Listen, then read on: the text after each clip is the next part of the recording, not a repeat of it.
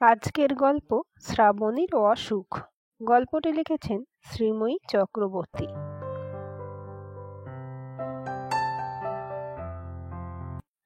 রাত তখন প্রায় 11টা বাজে। চারুলতা ভবন আলো, ফুল আর সানাইয়ের সুরে আজ ইন্দ্রপুরীর মতো ঝলমল করছে।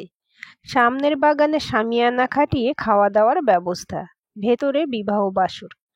আজ সন্ধ্যা লগ্নে এবাড়ির ছোট মেয়ে হিমানির শুভ পরিণয় সম্পন্ন হয়েছে।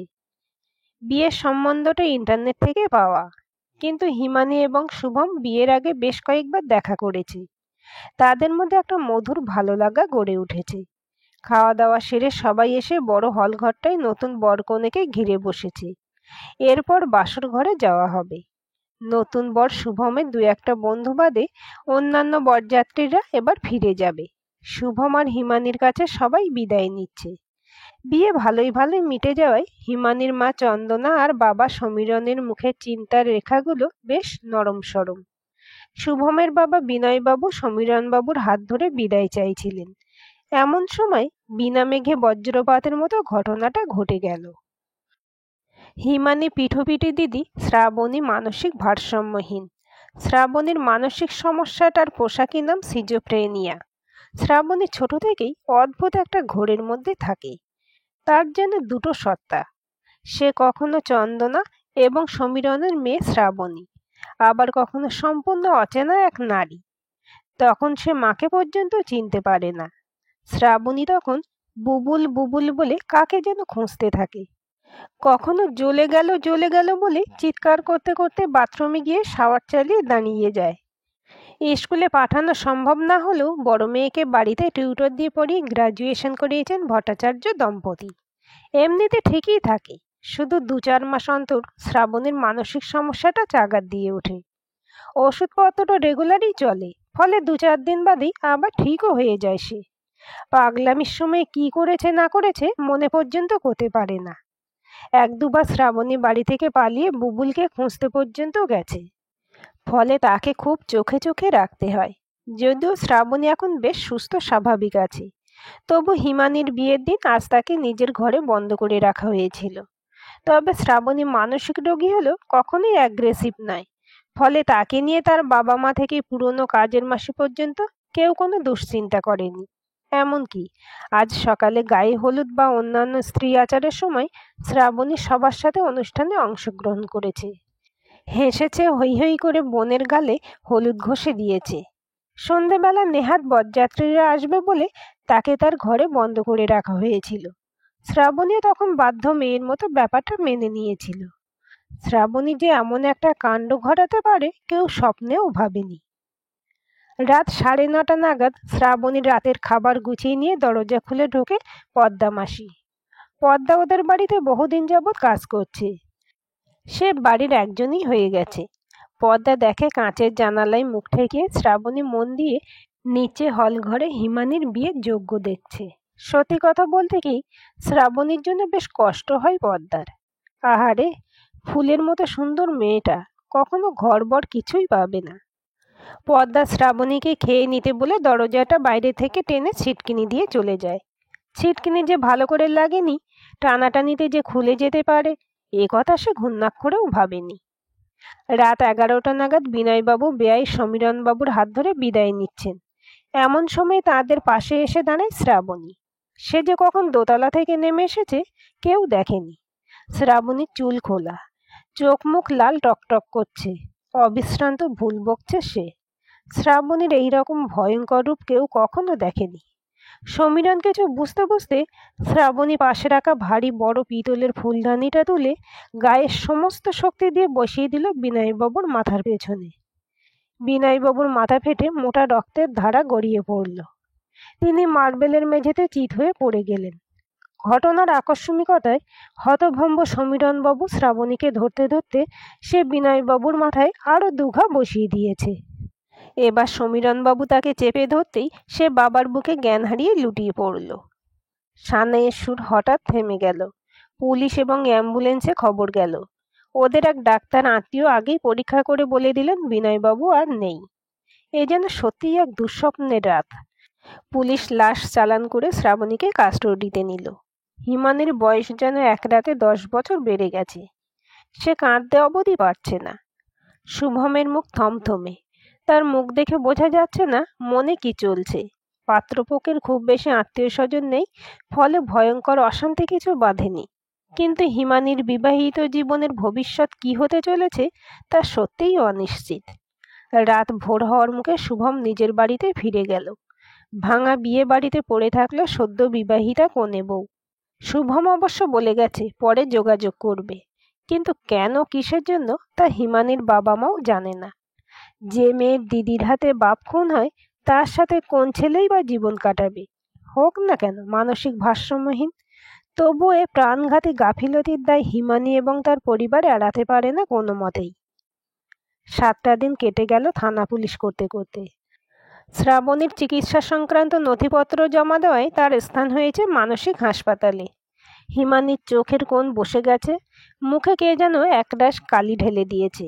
কে বলবে 7 দিন আগে এই মেয়েটি রূপে সুখে গর্বে আনন্দে রানীর মতো ঝলমল করছিল। তাকে দুবেলা দুমুঠো ভাত খাওয়ানো দুষ্কর হয়ে উঠেছে।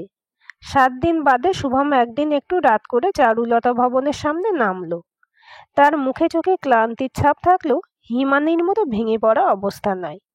হিমানি, চন্দনা এবং সমীরণ সবাই বাড়িতেই ছিলেন। এই দিনটা যে অবশ্যম্ভাবী সবাই যেন মনে মনে জানত। শুভম কিন্তু একদম অন্য কথা বলল। দিদু বলছিল কাল একটা শুভ দিন আছে, আপনারা যদি মত দেন তাহলে সকাল 10টা নাগাদ এসে হিমানিকে আমাদের বাড়িতে নিয়ে যাব। হিমানির মুখে যেন মুহূর্তে 1000 ওয়াটের আলো জ্বলে উঠল। সে ভাবতেই পারেনি তার সংসার করার স্বপ্ন কখনো পূর্ণ হবে। আপত্তির কোনো প্রশ্নই নেই। পরের দিন শুভমের সাথে হিমানি শ্বশুর বাড়ি গেল। তবে পরিস্থিতি বিচার করে বৌভাতের অনুষ্ঠান বাতিল করা হয়েছে। সল্টলেকে শুভমের নিজস্ব ফ্ল্যাট, সেখানে সে তার দিদিমার সাথে থাকে। শুভমের বাবা ব্যবসা সূত্রে গুজরাটে থাকতেন। শুভম বাল্যে মাতৃহীন, দিদিমাই তাকে মানুষ করেছেন। সেদিন বিকেলে চায়ের টেবিলে 2-4টে কথার পর দিদু বললেন, হিমানি, তোমার সাথে দরকারি কিছু কথা আছে। হিমানির মাথা নিচু হয়ে গেল। অস্বস্তিতে সে চোখ তুলে তাকাতে পারছে না। দিদু বললেন, না, তুমি যা ভাবছো তা নয়। তোমাকে তোমাদের বিয়ের রাতে ঘটে যাওয়া ঘটনাটা নিয়ে আমি কোনো দোষারোপ করব না। হিমানি এবার একটু আশ্বস্ত হয়ে মুখ তুলে তাকায়। শুভম এবার একটু গলা ঝেড়ে বলে, হিমানি, তোমার দিদি অজ্ঞান হওয়ার আগে বুবুল বুবুল বলে কাউকে খুঁজছিল। তুমি কি জানো বুবুলকে? দিদির যখন সিজোফ্রেনিয়ার অ্যাটাক হয় ও কল্পনা করে নেয় ওর একটা বাচ্চা আছে যে ওর কাছ থেকে হারিয়ে গেছে। সেই বাচ্চাটাকে ও বুবুল বুবুল বলে ডাকে। কিন্তু কেন বলো তো? আসলে আমার মাও আমাকে বুবুল বলে ডাকতো কি না। শুভমের কথা শেষ হওয়ার আগেই দিদু বললেন, শোনো হিমানি, তুমি এখন আমাদের বাড়ির একজন। তোমাকে যে কথাগুলো বলছি এগুলো আমাদের পরিবারের একান্ত গোপন কথা। তুমি মন দিয়ে পুরো ব্যাপারটা শোনো, এটা তোমার জানা দরকার। অজানা আশঙ্কায় কেঁপে উঠল হিমানি। কি কথা বলতে চলেছেন অশীতপর বৃদ্ধা? দিদু একটু সময় নিয়ে যেন নিজেকে কিছুটা গুছিয়ে নিয়ে দূরের পার্কের গাছগুলোর দিকে তাকিয়ে বলতে শুরু করলেন। এ ঘটনার সূত্রপাত আজ থেকে প্রায় 40 বছর আগে। শুভমের মা আমাদের একমাত্র মেয়ে শিউলির তখন 18 বছর বয়স। শিউলি ছিল খুব ডাকাবোকো মেয়ে। অন্যায় দেখলে নিজের ভালো মন্দ বিপদ আপদের কথা না ভেবে তৎক্ষণাৎ প্রতিবাদ করত। পাড়ায় একটা মদ জুয়া ঠেক ছিল, সেখানে কিছু ছেলে পাড়ার মেয়েদের খুব বিরক্ত করত। শিউলি একদিন টিউশন থেকে ফেরার সময় তাদের সাথে ঝামেলায় জড়িয়ে পড়ে। তখন ওর পাশে দাঁড়ায় ওই আড্ডারই একটি উঠতি মস্তান বিনয়, অর্থাৎ শুভমের বাবা।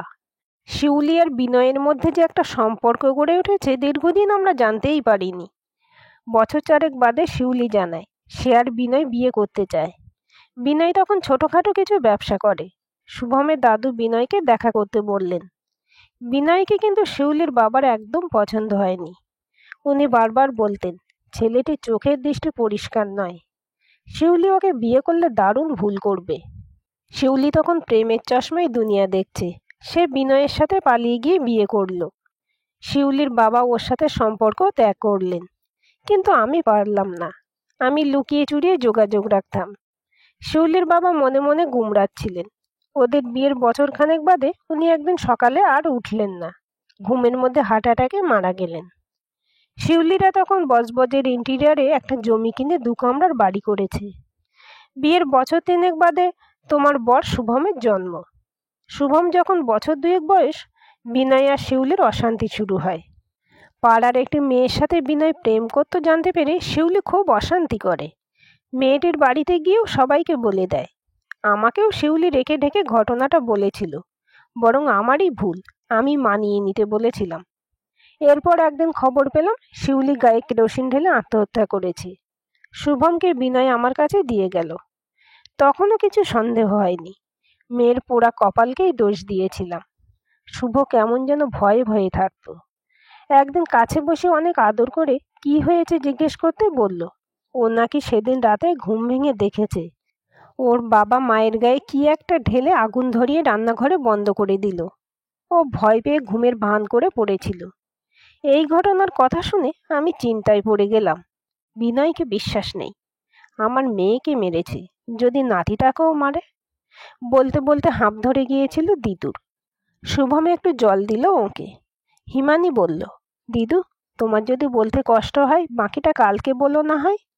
দিদু মাথা নেড়ে বললেন, না, এই কথাগুলো না বললে আমার শান্তি হবে না।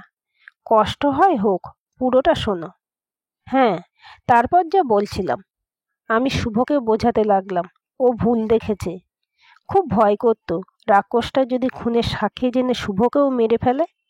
আসলে আমি একা মানুষ, থানা পুলিশ করার ক্ষমতা ছিল না। তার উপরে 3 বছরের বাচ্চার কথা কেউ বিশ্বাস করবে কিনা তা নিয়েও সংশয় ছিল। ফলে আমার একমাত্র মেয়ের সাথে ঘটে যাওয়া অন্যায়ের কোনো প্রতিকার আমি করতে পারিনি। বিনয় কিছুদিন বাদে গুজরাটে চলে গেল। যে মেয়েটিকে নিয়ে এত অশান্তি, সে কিন্তু আর বিনয়ের সাথে গেল না। কে জানে, হয়তো কিছু সন্দেহ করেছিল। বিনয় মাঝে মধ্যে শুভর খরচা বাবদ কিছু কিছু টাকা পাঠাতো। একে আমার আর্থিক সঙ্গতি তেমন ছিল না, তার উপর বিনয় যাতে কিছু সন্দেহ না করে তার একটা চাপা টেনশন ছিল। ফলে আমার মেয়েকে খুন করেছে জেনেও আমি বিনয়ের সাথে সম্পর্ক ত্যাগ অবধি করতে পারিনি। একটা সরু সুতোর মতো যোগাযোগ থেকেই গিয়েছিল। কিন্তু এর সাথে দিদির কি সম্পর্ক? হিমানির কাছে পুরো ব্যাপারটাই কেমন ধোঁয়াটে লাগছে। এতক্ষণে শুভম চুপ করেছিল, এবার মুখ খুলল। তোমার মনে আছে আমাদের বিয়ের রাতে তোমার দিদি ঠিক কি বলেছিল? হ্যাঁ, মনে আছে তো। যা বলে, জ্বলে গেল জ্বলে গেল। না শ্রাবণী, প্রথমে বলল, তুমি আমাকে জ্বালিয়ে দিলে, দেখো আমার শরীর জ্বলে গেল জ্বলে গেল। তারপর ফুলদানিটা মাথায় বসিয়ে তোমার দিদি বুবুল বুবুল করে অজ্ঞান হয়ে পড়ে গেল। আর আমার মুহূর্তের মধ্যে ছোটবেলার মায়ের মৃত্যুর ভয়াবহ স্মৃতি ফিরে এলো। দিদু আমাকে কখনো এই কথাগুলো বলতে দিত না, ফলে স্মৃতিগুলো আমি ভুলেই গিয়েছিলাম। কিন্তু সাবকনসিয়াস মাইন্ডে কোথাও ছবিগুলো লুকিয়েছিল। হিমানি, তোমার দিদি শ্রাবণী আর কেউ নয়, আমার হতভাগী মা শিউলি। ও পাগল নয়, জাতিস্বর। কথাগুলো শেষ করে শুভম চুপ করে বসেছিল। হিমানি বলল, জানো শুভ, আমার দিদি পাগলামির মধ্যে একটা ভারী মিষ্টি গান গায়, দেখো তো চিনতে পারো কিনা। শুভমের আগ্রহ ভরা চোখের দিকে তাকিয়ে হিমানি গুনগুন করে গেয়ে উঠল, বুবুল আমার বীর রাজকুমার, পক্ষীরাজে হয়ে শেষ হওয়ার, অনেক দেশ বিদেশ ঘুরে ঘুরে মায়ের জন্য আনবে আদর করে তারার দোলনা, চাঁদের ছোট্ট টিপ, সোনা রূপো আরও কত কি। মা তখন বুবুলকে কোলে নিয়ে অনেক অনেক চুমু দেবে দিয়ে। শুভম বলল, হ্যাঁ হ্যাঁ, আর গানটা শেষ হওয়া মাত্র আমি কোলে চড়ে মাকে চুমু খেতাম, আমার মনে পড়ছে। দিদু আর নিজেকে ধরে রাখতে পারলেন না, কান্নায় ভেঙে পড়লেন। মাস 6 কেটে গেছে। হিমানি আর শুভম যেমন প্রায়ই যায়, তেমনই থানা থেকে পারমিশন নিয়ে শ্রাবণীর সাথে দেখা করতে মানসিক হাসপাতালে গেল। শুভমের সাথে ওর মায়ের সর্বদা পরার একটা সরু চেন আর এস লেখার লকেট, শ্রাবণীর জন্য বোন ভগ্নিপতির তরফ থেকে উপহার। শ্রাবণী সেই রাতের কথা ডাক্তারের কাছে শুনেছে, কিন্তু আশ্চর্যজনকভাবে তার কিছুই মনে পড়ে না। প্রথম দিকে সে খুব লজ্জা সংকোচে ভুগত, কিন্তু শুভমের মিষ্টি সদয় ব্যবহারে সে এখন খুব সহজে ভগ্নিপতির সাথে আড্ডা মারে। শ্রাবণীর চেন আর লকেটটা উপহার পেয়ে খুব খুশি হলো, কিন্তু সেটা চিনতে পারল না। প্রতিশোধ নেওয়ার পর থেকে তার পূর্বজন্মের স্মৃতি লুপ্ত হয়েছে। ডাক্তার বললেন শ্রাবণী চিকিৎসায় খুব ভালো রেসপন্ড করছে। সেই রাতের পর ওর আর একবারও সিজোফ্রেনিয়ার অ্যাটাক হয়নি। ওনারা আশা করছেন ওষুধপত্র ঠিকমতো খেলে শ্রাবণী হয়তো স্বাভাবিক জীবনে ফিরে যেতে পারবে। আজকের গল্পটি আপনাদের কেমন লাগলো কমেন্ট করে জানাবেন।